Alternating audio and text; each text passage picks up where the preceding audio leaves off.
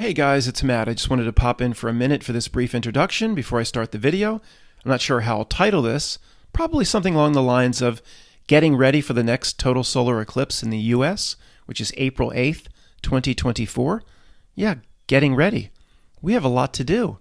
We missed the mark in 2017. That damn thing came and went. We didn't do what we needed to do. Damn right, we better get ready right now. And he was like, well, getting ready for what? Wasn't it obvious? To demonstrate that a total solar eclipse of the sun is a complete and utter reality breakdown that proves we live in a fake world? What did you think I was going to say?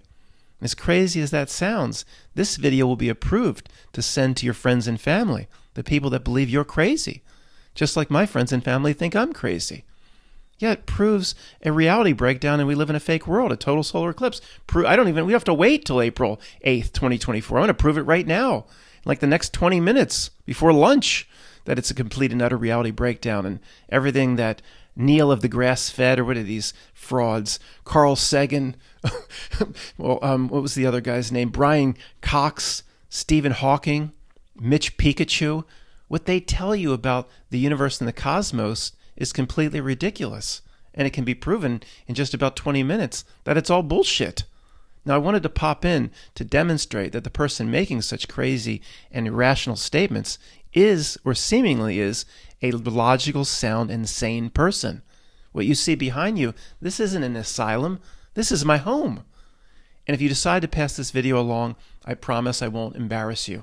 For example, I'd very much, per the sweatshirt I'm wearing, love to do the tribute to Governor Connolly and say, Dalish, I'm going to hold that stuff back. I won't embarrass you if you decide to pass this along. Now let's begin. All right, guys, let's start out with something almost nobody talks about. I've never heard this discussed. We'll jump right into this one. There are basically three types of solar eclipses.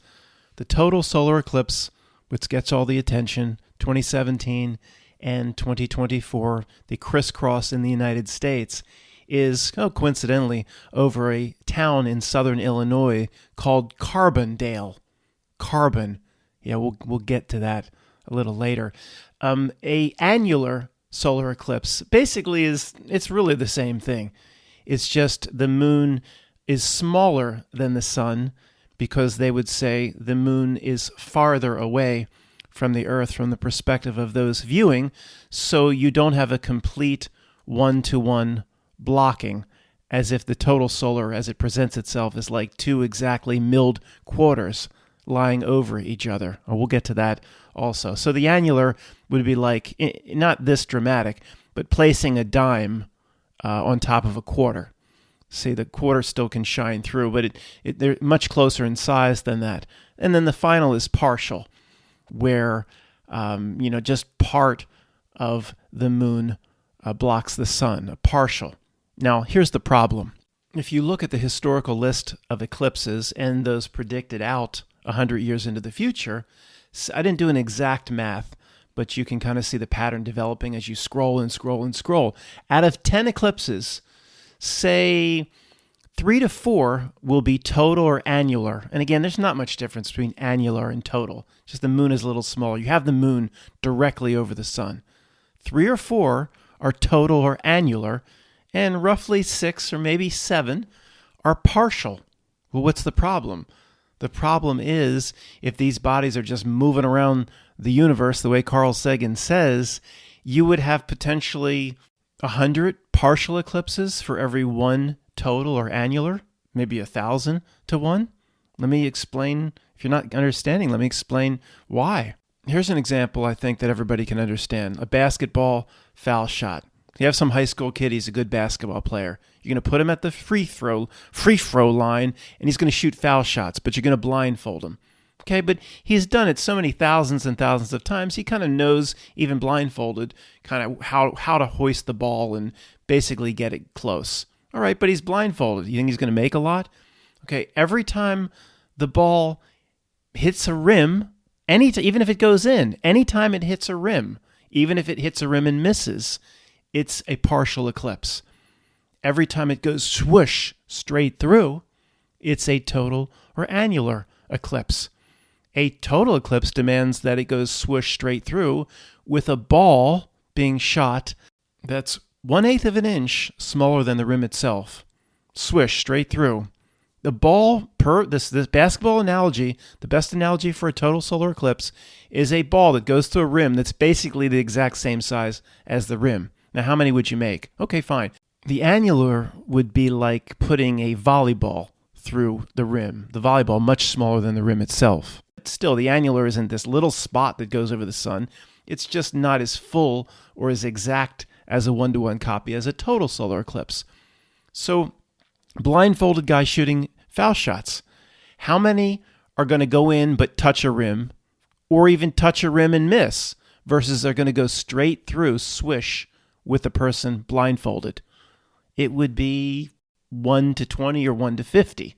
Okay, that's at minimum what the ratio between an annular and total solar eclipse should be to a partial. Let me explain why. It should be obvious, but for those that don't quite get it, I'll explain why. Everything goes around the sun on a level plane called the ecliptic. Now, one sidebar. You understand I have to describe things in a certain way. I started this off saying we live in a fake reality. So I mean, oh, you think everything...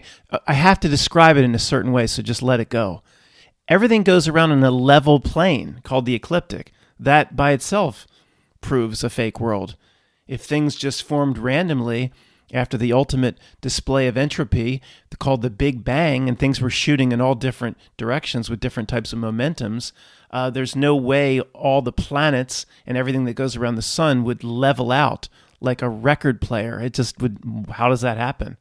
Does we ever learn in science class the sun draws differently? The gravity is different if it's on a level plane versus why would Mars be going around up over here, up over here, up over here, and Saturn over here? The other thing about the ecliptic, it just gives reality away, is not only do they all go around on the same level plane, they go around in the same direction.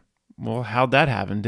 Maybe they all called each other like two little girls before third grade and say, make sure we're not wearing the same damn outfit. Maybe they all called each other. Which way are you going to go around the sun? They all go the same way on a level plane. That's not possible in Carl Sagan's universe or Stephen Hawking's description of the Big Bang. And those two reality breakdowns aren't even the point of this reality breakdown. Just those two things that completely break reality down. Just forget about them, although each one on its own could be used to prove that this world is something completely different than what Carl Sagan says. But let's just stick to the point. So everything's going around, and the moon also is sort of on this same plane. Well, isn't that a nice coincidence? Because it would have to be, from the perspective of your eyes on Earth, for the moon to cover the sun to create the eclipse. Well, when the moon was formed billions and billions and billions of years ago, well, maybe the moon's going around the Earth, but why maybe it also had to call somebody. Why isn't it just going around randomly over here? That's not in any way on that ecliptic of the Earth with the sun, therefore making it, there would be no chance for an eclipse. See, even the moon has to basically be on the same level plane for these eclipses to keep occurring. And if over thousands and tens of thousands of years, these eclipses are incredibly common. So even the moon itself has to basically be on the same ecliptic. Okay, well, fine. Let's just forget all that and move on. Over the course of, say, 1 million years, what you could document as the number of eclipses would be just a whole huge book long. I mean, it would be page after page after page of eclipses if you had 1 million year time period you were looking at.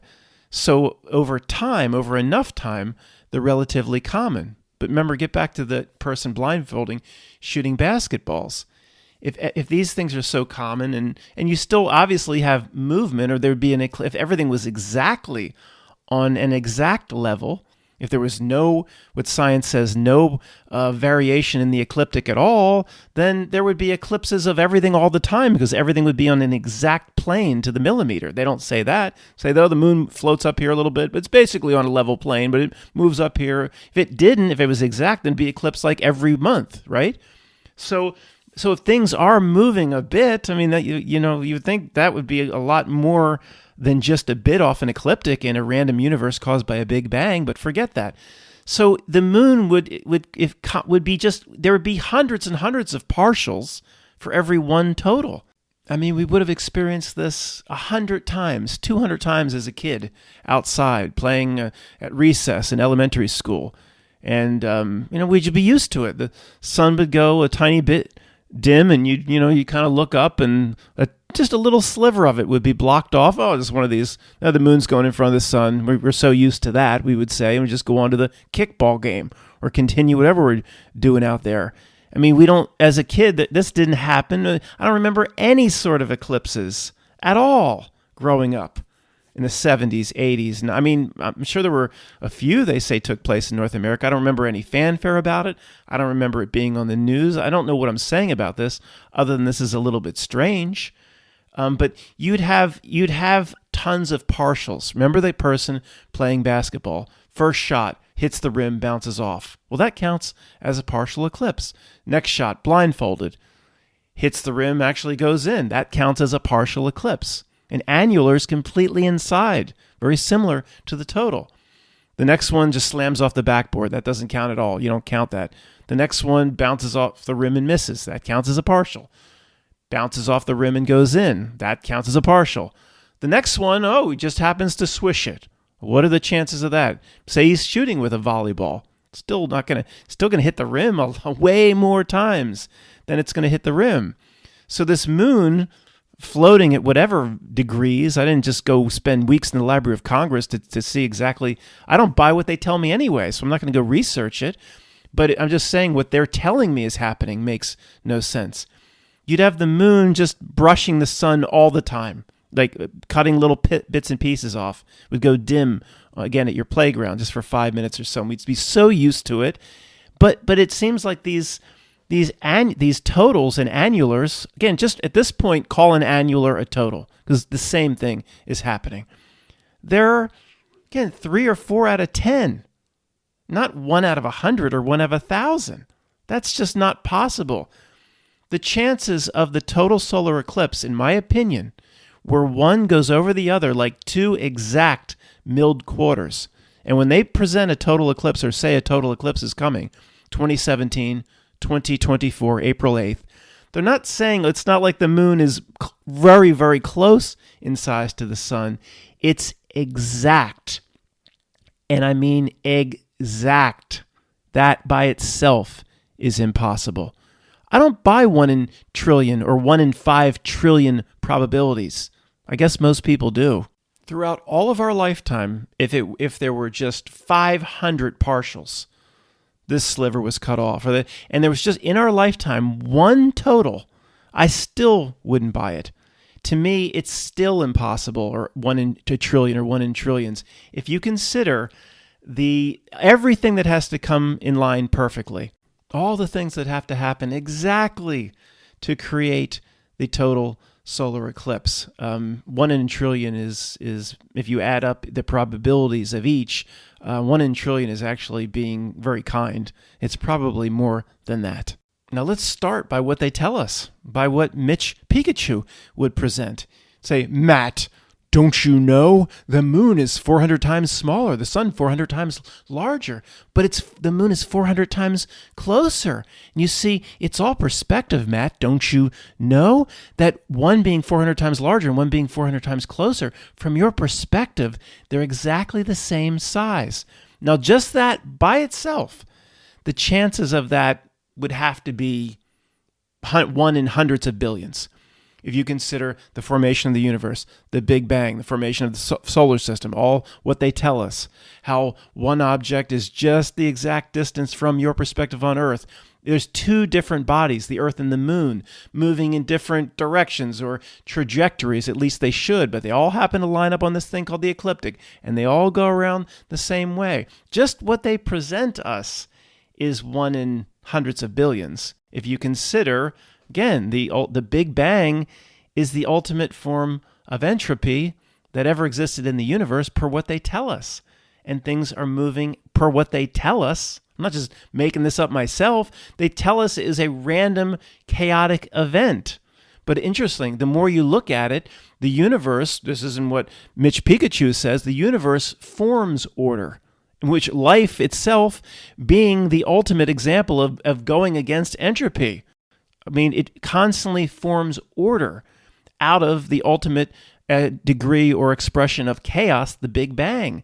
So people like us constantly question, but those that have the big degrees that teach at the big universities, their cosmology classes or astrophysicists or whatever they are, to me, I don't think it's probably a coincidence that the cosmology is very close to cosmetology, that somebody that just does nails, puts the little fish on your toenails and you put your feet in the water, and that's cosmetology, I think, right? Cosmology is the serious study of how the cosmos was formed in universities. It's reality, like playing a joke or something, saying there's really no difference in terms of those different skill sets. Maybe I don't, I promised I wouldn't embarrass you, but they laugh at us, but they would say to those no, they're not cosmetologists at Harvard and Yale, they're cosmologists or astrophysicists. Hey astrophysicist at Harvard, how much you making? I don't know, $900,000 a year. Will you tell me how the moon formed? They're like, we don't know. You don't know. They don't know. I don't know how the moon formed. There's all these different, when Tiamat slammed into the earth, that was Mars or something slammed into the earth in this big chunk, and the whole thing doesn't make any sense. But let's just, per whatever they say, if that formation of the moon, which by itself is one in hundreds of billions, because even the cosmologists say the moon as some gigantic rock should be too big to have been captured in the Earth's gravity. I'm not joking. They say it, not me. That's what they say. Matt, these people are making $900,000 a year. They don't understand a damn thing. They don't understand a damn thing. And they're getting whacked off at cocktail parties, and I'm trying to put cat food down here. Sorry. They don't know how the moon formed. But again, it's a very one in billions and billions, because like they say, it should be too big to be captured by the Earth's gravity. What they say. Okay, fine. Let's just say it formed, I don't know, a few thousand miles more over here, or a few thousand miles even on the same ecliptic, but farther. Then this whole total eclipse would be impossible. Just if one little impossibly random event zigged instead of zagged, then there wouldn't be no total solar eclipse ever. And I remind you one last time, it's not like it's close and it's exact, not exactamundo, it's two milled quarters on top of each other. If it wasn't exact, it was like the moon, all the partials, the moon flying this way and that way, and then the total, it was like putting a dime on top of a quarter or a beach ball through a hoop. That would make more sense than the people that believe the universe is what Neil of the Grass-Fed says would have more of a grounds to stand on. They don't have any ground to stand on. What they present is happening is literally, it's okay to say it. It's like what did Vinny say? Vinny at the end said, you can say it. They know. You can say it. It's ridiculous. It really is ridiculous. If you're 20-something listening to me, say a female, but it would be your choice, run up to your grandmother today and be like, I had the greatest day. I won the lottery today, and I secured a date with, I was going to say Brad Pitt, some old person like me. That I think that's like some young, good-looking person. He's like, to a younger person, Brad Pitt's like a guy in a wheelchair. Or, I don't know who would be a young, hot, I don't know. I'm still going to say Brad Pitt because you know what I mean. I got a date with Brad Pitt, and I won the lottery. Your grandmother would be like, you're full of shit. Don't waste my time. Your grandmother would just send you off. Knowing the chances of that happening the same day, 1 in 10 million. That's nothing compared to the chance of the total solar eclipse. Yet your grandmother, everybody around you, like, oh, that's completely believable. She'd send you away without lunch, saying, "Don't lie to me. Don't be coming in here presenting that bullshit. You got this date or that date, and you won the lottery in the same day." Anybody's grandmother would know this total horse shit. But then they'd sit down. Oh, total solar eclipse? Well, that makes perfect sense. So to close out this first section, if these heavenly bodies are what they say, it all came from a big bang, and considering momentum and trajectory and velocity and volume and taste, you'd have hundreds or thousands of partials for every total. And we get, I don't know, if you consider the annular like a total, you get 3 or 4 of those per 10 and say 6 partials or 7 partials. And that's just not possible, Mitch Pikachu. Now, the first thing they would present against me if I was taking a podium against them would be the ecliptic. Well, you can't have your cake and eat it too. You can't have it both ways unless you live in certain parts of San Francisco. If the ecliptic is so perfect, then every single month the sun, or at least on a new moon cycle, it would pass. You would have this happening all the time if everything's exactly on the level. Because it's not, they say the moon does go up and down a bit. Again, I didn't spend no years in the Library of Congress studying this stuff. If the ecliptic was so perfect and everything, one line per the millimeter ran exactly through every planet, the sun and the moon, the ecliptic was literally like a vinyl record, then it would be happening all the time. The moon would be always passing in front of the sun. Because they do it, obviously there's variation because we don't see eclipse very much, but because of that variation, it makes the chance of a total, and then you consider, and again, the 400 times closer, 400 times farther away, or 400 times larger, one to the other, then again, you can't have your cake and eat it too. You can't tell me about an ecliptic, and then if the more the ecliptic would become perfect, the more these things would be happening all the time. Because they don't happen all the time, then you introduce the degree of randomness that then by itself makes the total and perfect solar eclipse impossible for the most part. And yeah, I'm sorry, when something crosses 1 in a billion, then I think it's impossible per the definition of what they say is happening. I'm not saying it's impossible. I can look up and see the totality. It's happening. Saying what they tell me is happening is impossible per their own definition. Here's another problem. Every time a total solar eclipse is coming, the segments or the steps are exactly the same. Most notably, you get the diamond ring effect. It looks like one is completely covering the other, and you could just see the sun's corona, but before you get absolute 100% totality, you get the diamond ring effect. Or one side of the moon is there's that ball of brightness. Then you have totality for whatever it might be, a minute and a half. Then you have the diamond ring effect, I believe, on the other side. So it's exactly the same progression every single time. When you're supposed to have planetary bodies moving kind of randomly. And this is the way they describe the diamond ring effect here. This is from NASA. What a bunch of bullshit this is. The diamond ring effect occurred at the beginning. You mean occurs? Let's just correct the bot on the fly. The diamond ring effect occurs at the beginning and end of totality during a total solar eclipse.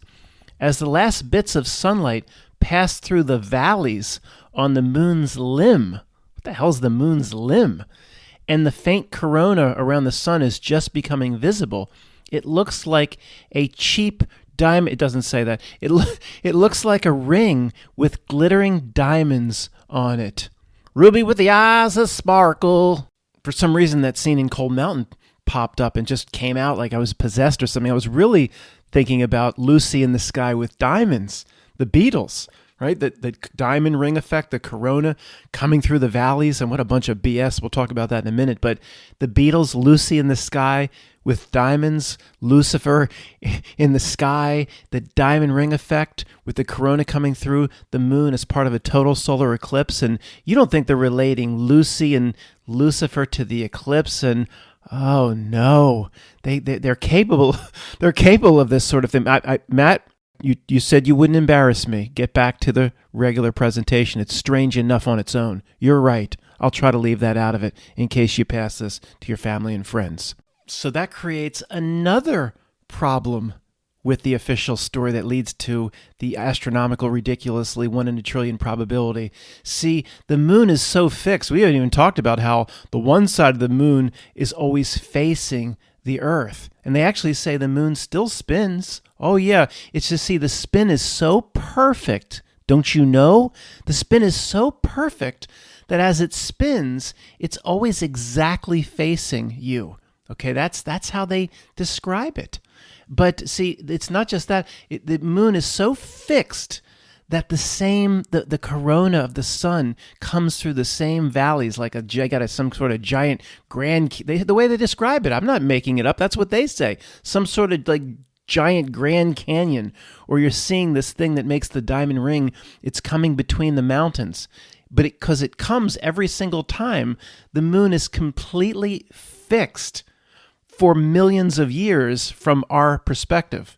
Not only is the one side, well, they say it's rotating, oh, but it's just so perfect. It's, what do they call that, Matt? Don't you know it's tidal lock? Oh, yeah, I forgot. Just slap some cool term on it. It all makes sense now. Tidal lock or something. Oh, yeah, the tides. That's another problem. Tides go up and down like whatever it is, 14 feet. They got these fishing boats in these little coves and shit in the UK and Scotland. If you're from the UK and Scotland, you know what the hell I'm talking about. These damn fishing boats just smack down in the mud in low tide. Nobody going nowhere. They got to wait for the damn tide. They go smack in the mud every single low tide. It's just what they put up with over there. I don't know why that don't happen here, but it seems to happen in Scotland and Wales, wherever that is. These damn boats. So the tide goes way up and down, but what about lakes and your bathtub and your Dixie cup of water? That isn't affected by the moon. What? The lakes, rivers, Dixie cups of water, dog bowl, that shit isn't affected by the moon.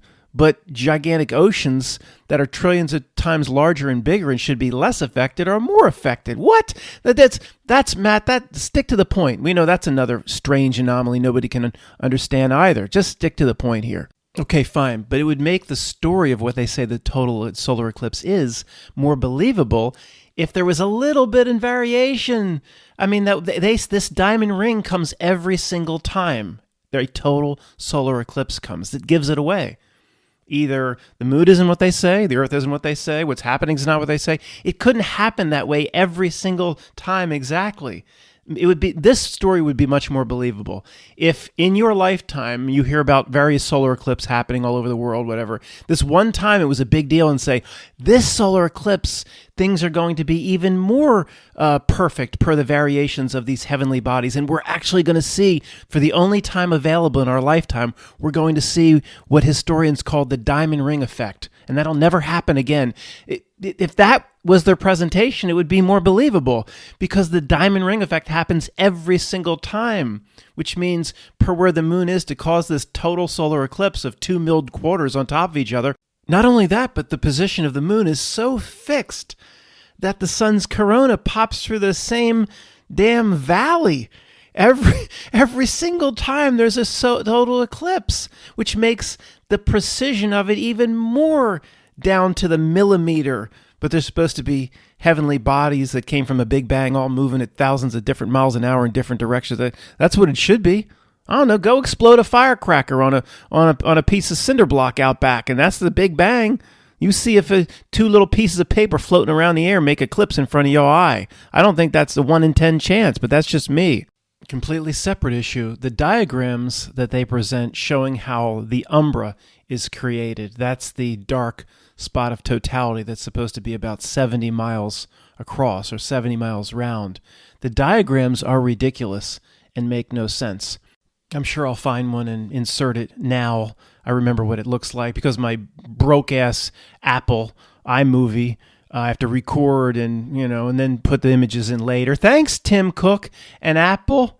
Thanks for putting a product out 14 years later that's complete shit compared to the initial product that was closer to the turn of the century. Anyway, I remember what it looks. You have the sun, then you have, off to the right, you have the moon in front of the earth. And it shows the angle, the sun angle coming from the top of the sun and the bottom of the sun, like an angling down towards the moon, crisscross, which creates a tiny little 70-mile umbra. But what do they say? The moon is like 2,000 miles across. I mean, it just, the whole thing, even umbra, makes no sense. The umbra should be the exact same size as the moon. So if the dark spot of umbra or totality is 70 miles, then to me, the moon is 70 miles. The rule of shadows, or the law of shadows, is pretty simple.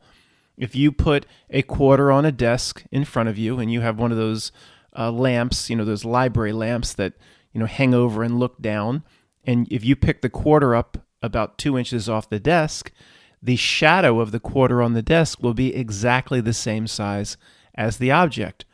The shadow must be larger or the same size as the object.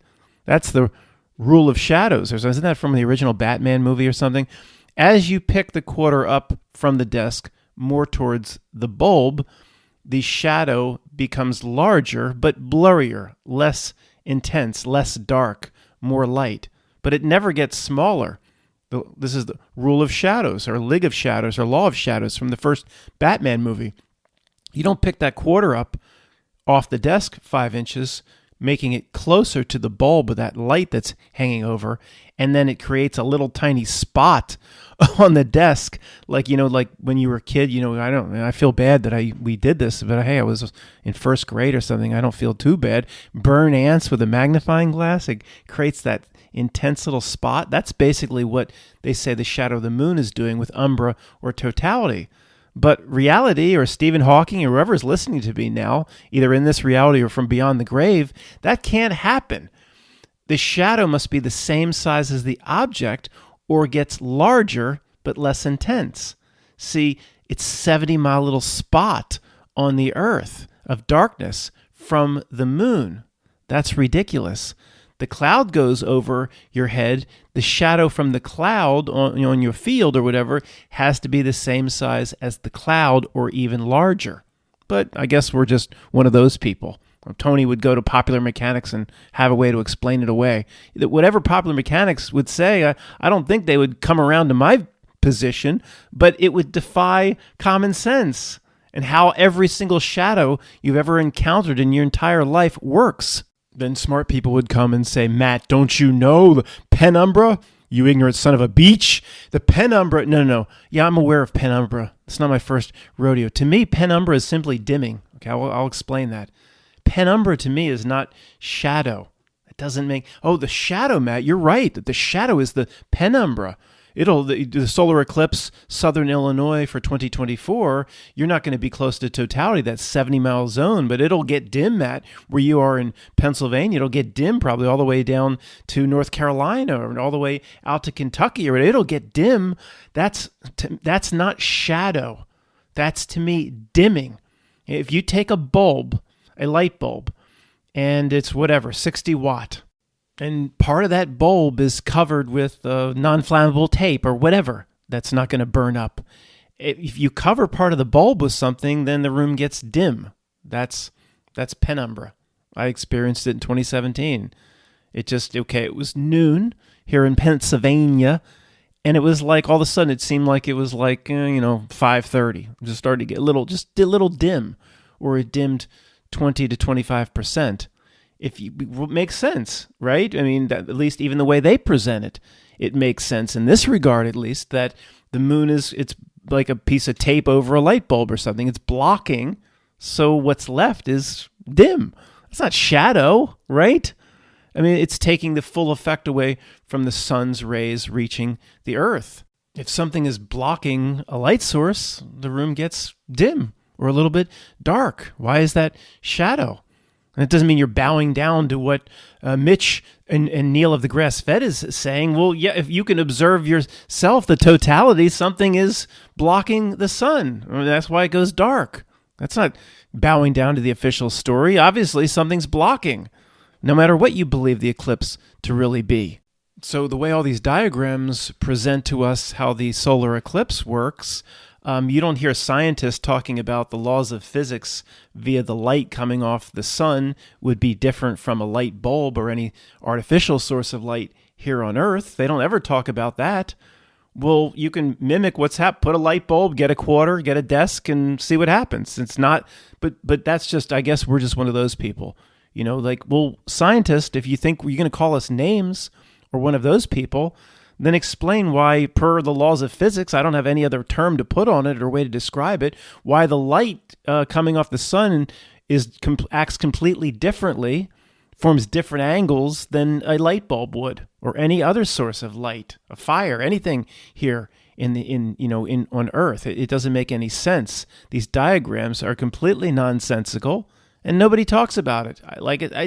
This reality is completely bizarre, guys. It has broken down at every single turn. I'm glad I remember this. I wanted to mention this earlier. Remember, as a reminder, guys, even the official narrative is during that minute or so of totality, you can actually look at it. They say officially you can look at it with your, whatever you want to say, bare eyes and not damage your eyes. But any other time but that exact minute to whatever, minute and 20 seconds of totality. Of course, the official narrative is it's incredibly dangerous for your eyes. You fry your eyes, etc. Now, I'm not going to test that out. I mean, I don't, I would think for where I'm in Pennsylvania, for what's going to happen in 2024, April 8th, I would need to drive, oh boy, probably a good 7 or 8 hours. Well, no, it's going to come closer up towards New England. I guess just where it crosses is southern Illinois. It's going to get closer to me if I go up maybe to certain parts of New York State, maybe. But I don't, I'm not going to drive out 5 hours to see. I don't care. I mean, I'm sure it would be pretty amazing. I don't understand people that view it through a shoebox or create the pinhole camera. Well, they're not even looking at it. You're just seeing its shadow or whatever the reflection of the pinhole camera is, the back of a box you construct. I mean, how exciting is that? You can buy special glasses, of course, but some people say that welding glasses or a welder's helmet that you would get at Harbor Freight probably sells them for $20 or $30 or something like that. I mean, they say you can use a welding glasses, and if anybody's close to the totality, as mentioned earlier, the reality seems to want to give itself away whenever it can. The exact crisscross, the line of the eclipse over the United States in 2017. I guess it was August of 2017, I believe. It was the summer of 2017, and then it would be April 8th, 2024. The crisscross is the closest city. It's not exactly to the inch, but just the closest city in totality for both, that the people that live there didn't have to drive out anywhere. I think it's called Carbondale. I mean, what are the chances? Carbon. Carbon is primarily what composes the human body. The carbon atom on the periodic table is 6 electrons, 6 neutrons, 6 protons, which many people relate to the 666.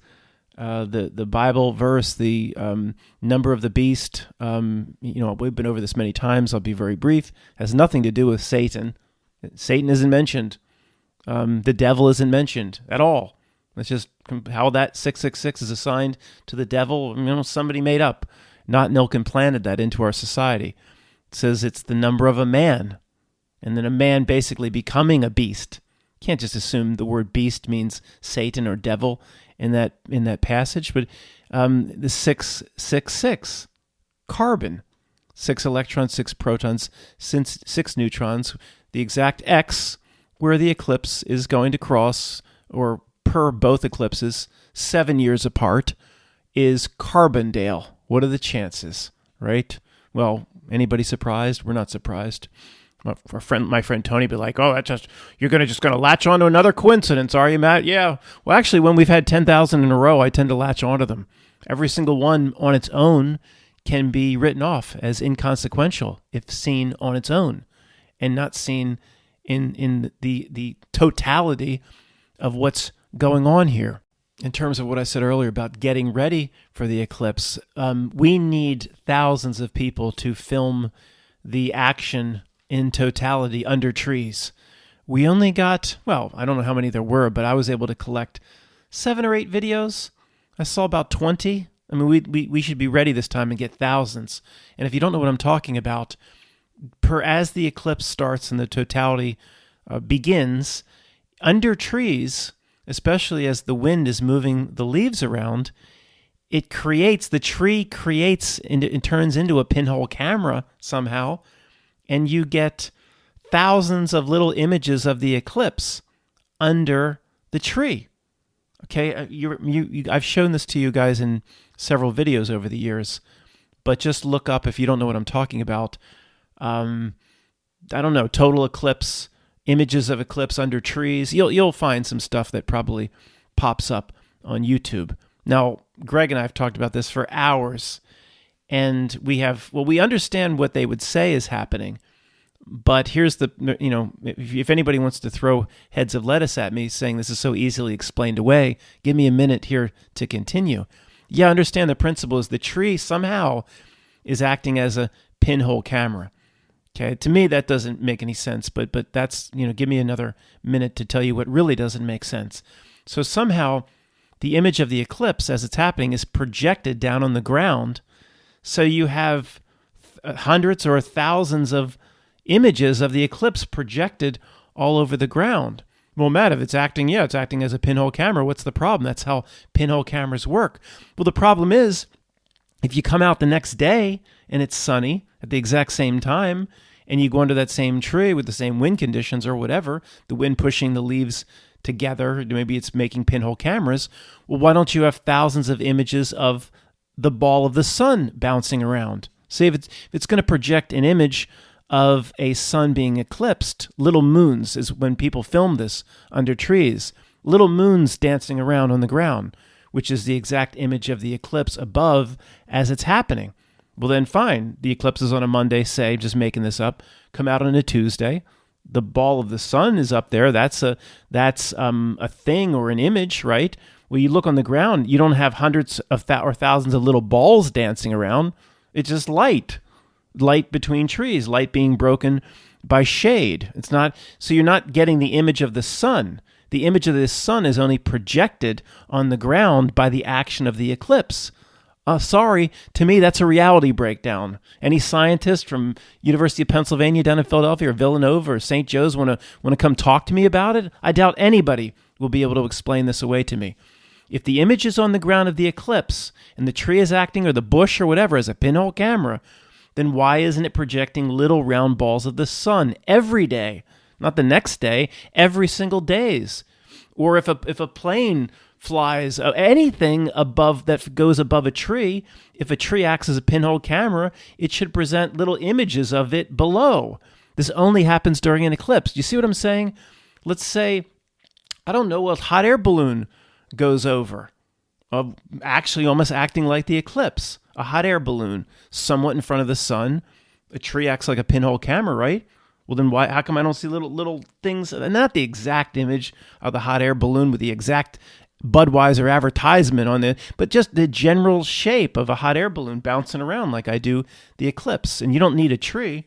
People have taken like these paddles, and I don't know, you screw little holes, you drill holes in these paddles, and during the eclipse, you hold the paddle out. I don't know exactly how to make one of these or how big the hole needs to be. I'm no expert on no pinhole camera. That whole thing doesn't make sense to me.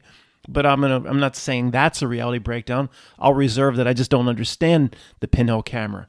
But what I'm saying is why it's not consistent. The images of the eclipse, but nothing else. Like a hot air balloon, I should go under the tree then and see little hot air balloons all over the place. It only happens with the eclipse. Am I missing something? That doesn't make any sense. I don't think that can be explained away.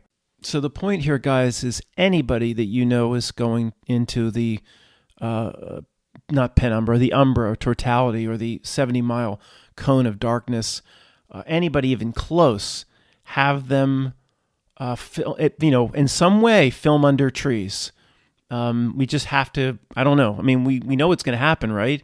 And what's one more video going to do? But it is just remarkable. So, how many chances do we get to collect this sort of imagery? The other thing that was less talked about during the 2017 eclipse, and I only saw a few videos of it, but I saw enough, or I heard enough people talking about it where this is a real thing. And I don't know if it will just appear on camera. I think people saw it with their own eyes, and then they videotaped it. And they're saying, do you guys see this? Remember somebody, like with a pickup truck or like in a parking spot, they went out to a field to experience the totality of the 2017 eclipse, and there was these like waves of light. I don't know how to describe it. During the eclipse, I don't know exactly if it was during totality or just before or just after. I don't know. It was like waves of light, but lines. I guess waves of lines of light. And it wasn't real pronounced. And I remember somebody saying, do you see this? Or is this showing up on camera? What could that possibly be? I mean, I hope people are prepared to get that on video as well. Although, we'll see. So again, guys, to do our probability calculation, like we've done a lot recently, you do, the chance of heads or tails, if you flip a coin, 50-50. The chance of two heads in a row is 0.25. You take the probability for the first event times the probability for the second event. So how many things are just presented here? I'm sure I missed a few things. You can easily get or surpass 1 in a trillion. Remember, we started with the ecliptic itself. Well, how do all the Saturn, Jupiter, Mars, Venus, why is everything going around the sun on a very level plane called the ecliptic? I mean, I don't want to do the same presentation I just did, but the randomness of things being blown apart during the Big Bang, and well, what brought everything down in line on a level plane? Well, then why are they all going around the same way? Even if you can explain away the level plane. Well, Mars should be going counterclockwise from somebody's perspective, and Earth then should be going clockwise, and Jupiter should be going clockwise, and Venus should be going, or Saturn, counterclockwise against each other. And you can't say, well, eventually, if that was the case, they'd smash into each other, and that probably happened billions of years ago, and all that shit created the Oort cloud or whatever. No, because the way they describe these planets to us, they're set in their orbit. There's no chance of one orbit crossing over the other. They all go the same way. How? I mean, well, Matt, you don't understand. The dust that was flying around the sun 14 or 12 billion, I was going to say 12 billion, 13 billion years ago, the age of the universe always goes up. I clearly remember as a kid, they'd say 3 before, but then it went to 7 billion or so. Now it's up to 13 or 14 billion, and probably change again if I go to, well, Matt, they're allowed to correct their, okay, fine. But so the big, all the particles and shit flying around were, the sun collected it up from the same direction. I mean, I don't know. I mean, it's just your probability calculation. You easily surpass. You very quickly get into 1 in 100 million, then 1 in billions, and then add more things on, like the one face of the moon never leaves your perspective because its rotation is so perfect per its 28 or 29-day cycle, and the diamond ring is formed through the same exact canyon of the moon because it's so fixed. And what's the chances of that? 1 in another million. Then add that into your calculation. You very easily get or surpass 1 in a trillion. And I'm sure many of you would agree that when something reaches that ridiculous probability, then I'm just going to say no longer a coincidence, impossible per what they're telling me is happening, but not the exact opposite of impossible in terms of what is actually happening. In terms of what is actually happening, there is no probability. It was meant to happen. 1 to 1, 100% chance, not random in any way. So most of us take it just the opposite. When something is approaching a ridiculous astronomical probability, 1 in hundreds of billions or 1 in a trillion or whatever, you'd say, well, since that's impossible for the most part, then it's just the opposite. It's 1 to 1. It's 100%. It was intended. It was designed that way. It was meant to happen that way, of course. And that means the reality itself is exactly the opposite of what Neil of the Grass Grazer says, meaning that this is a fake world. The faker the world gets, the more real you become. And once again, it's the greatest news of all time.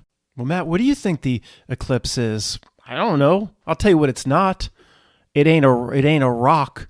By the way, we can add this to our probability. How did the moon form perfectly round? Did some gigantic hand come with giant sandpaper to shape it down? If the moon, we've talked about this before, if the moon was like what they tell you an asteroid is, or like a Chernobyl potato just all over the place, and it would make more sense. If this moon is rock, or how did it come together perfectly? Oh, during a full moon, which was last night, the outer edges of the same luminosity, if that's a word, or brightness as the center. That's impossible. Go on and on. This is ridiculous. I don't need to convince you. I'm just fun to do this. Remind you of certain things that you probably forgot about, and we do need to prepare to a degree for the eclipse coming up. Record certain things.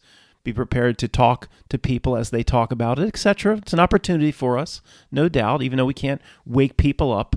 This is the most benign or easiest way to start these sorts of conversations when something like the eclipse comes up. Because it's so big, we're not bringing it up. We're not pushing it in people's faces.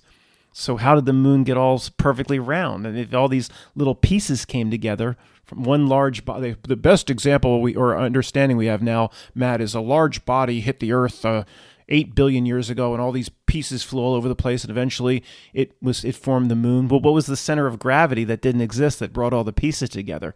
And if all the pieces were brought together to create the moon, how was it so perfectly brought together it created an exact sphere or something round? I mean, this is ridiculous. Absolutely ridiculous. So what I was saying was, I'll tell you what it's not. I mean, who can tell you what it is? Nobody. It's not a rock and that just happened to be perfectly formed round, passing exactly to the millimeter from our perspective on Earth in front of a burning thing. It's not a rock passing in front of a burning thing. Well, what is the sun? I don't know. I believe it. Whatever they call it warms me up. What is the moon? I don't know. To me, whatever they are, if they are physical things at all, to me they're very local. Meaning if it's a 70-mile umbra shadow, the moon could be 70 miles across. If it's local and it's a real thing, then it's very close. And to me, the sun and the moon are brothers from another mother. They're the part of the same thing. They work together in this realm.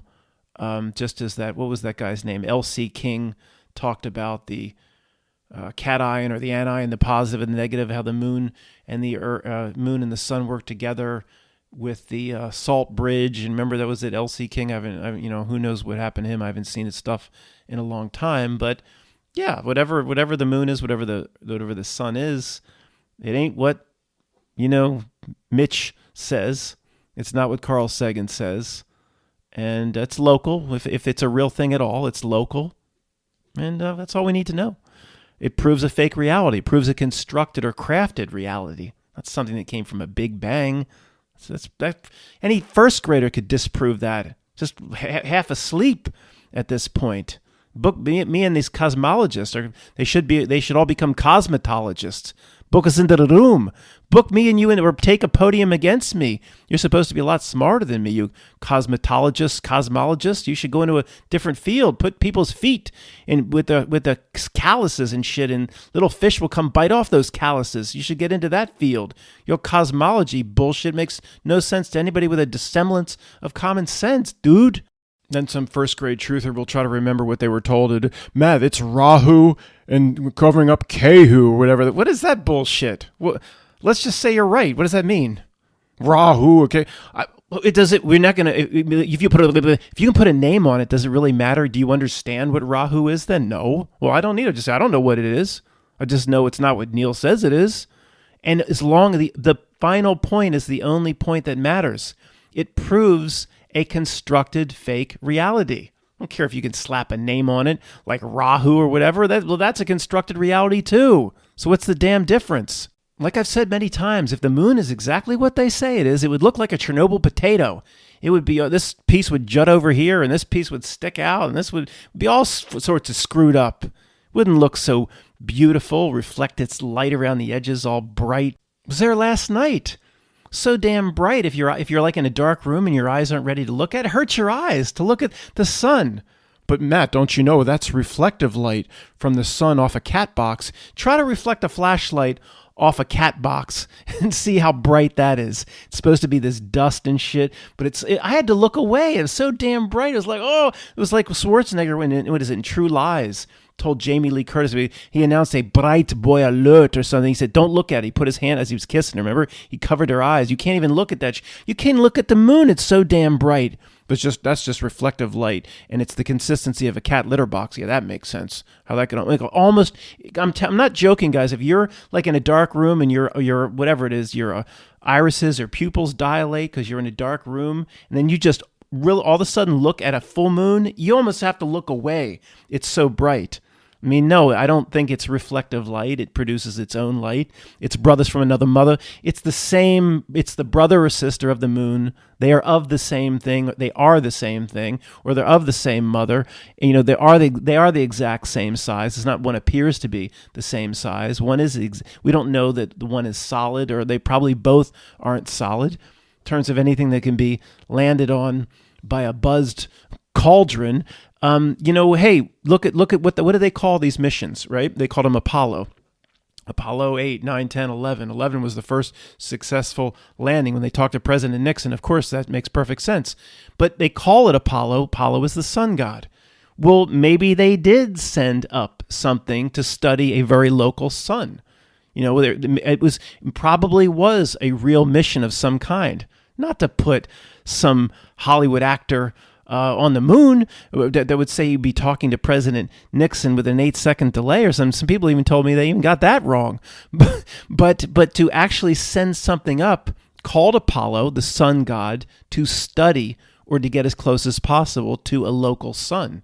They have the answers on generally what these things are. They just, over the course of decade after decade, they present us with the same sort of bullshit, and because of stalled century, they don't have to improve upon their bullshit. It is in this case repeating a thing. It doesn't know. Repeating a thing don't improve it. But with how dumb the masses are, how zombified, repeating a thing as they do at NASA and all, repeating a thing cements it. Doesn't improve it, but it cements it. And when you come along and talk to your best friend, like I talked to Tony, then all they got to do is run out to a one-page Popular Mechanics article to debunk you, dumbass. Let me end this with my favorite little scenario of all time regarding the eclipse. I've talked about this 5 times over the years. Some of you know where I'm going to go with this once I start saying it, but it's my favorite thing of all time. The difference between the way somebody in 1000 AD or 1500 or 2000 BC, or the way that person would have viewed the eclipse versus the modern brainwashed dummy.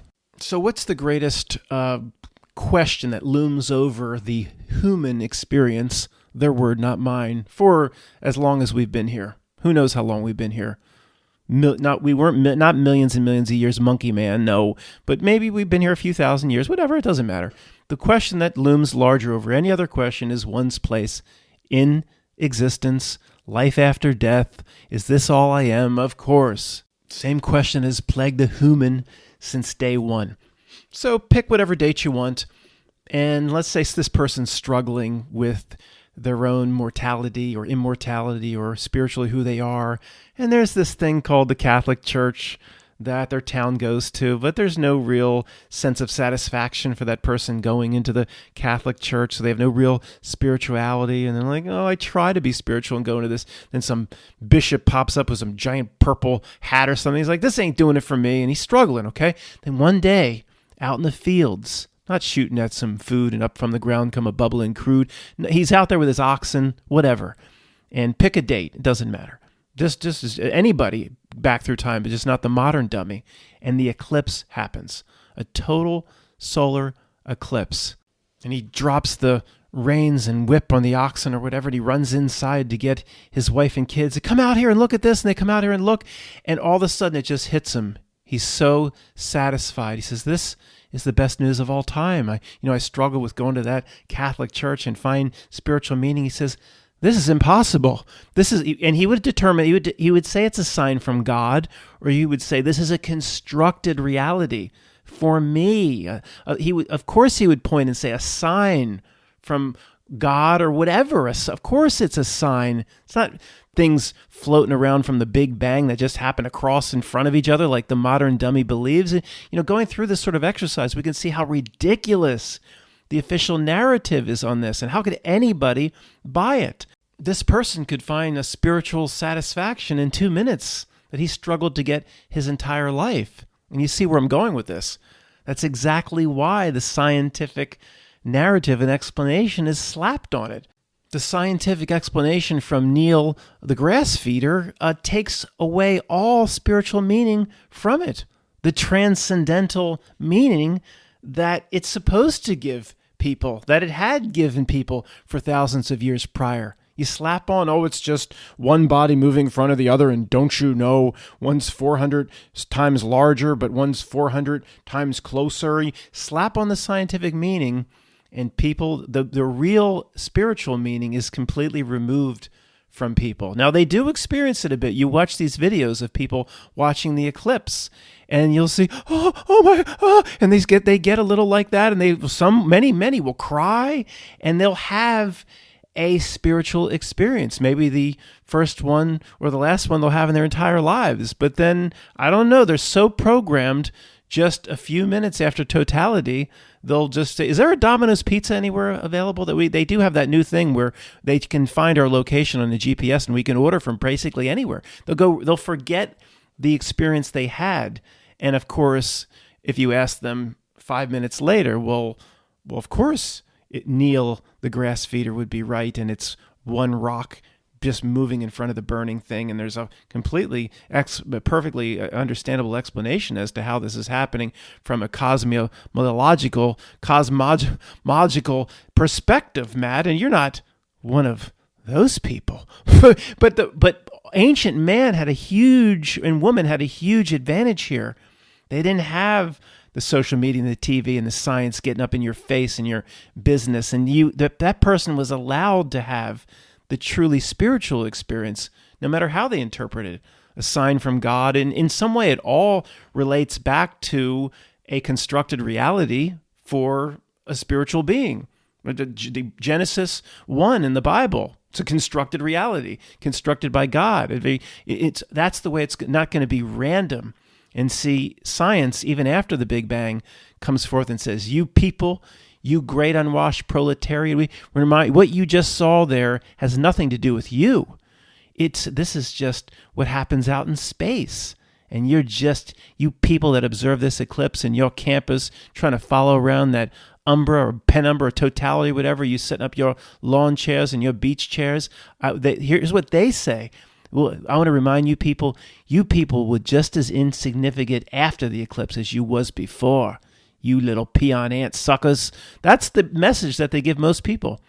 And most people, like my friend Tony, run out to their Popular Mechanics magazine and they don't take no spiritual experience away from the eclipse. When to anybody with a degree of common sense, it just cries out and says, this is a fake world, and this one action is out to remind you of that more than any other thing that can happen in this place.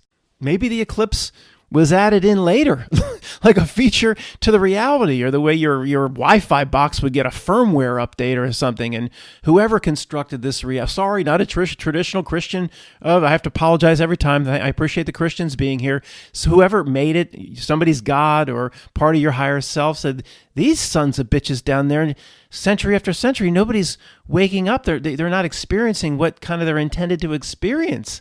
But why not? Well, there's this group of creeps down there related to something called Knot-Milk, and they're gaining power and influence on the exponential scale, and more people are being fooled. And look, we can project out all the technologies and all the power they'll come to have in what's called the 20th century. So maybe 2,000 years ago, the sons of bitches that put the whole reality together said, we need to pull out the nuclear option or whatever. Let's insert the eclipse into the reality system, like a software update. Maybe it didn't even exist. And they put in the eclipse, and then people out in the fields, they saw it, and like, oh, they're starting to get the spiritual message.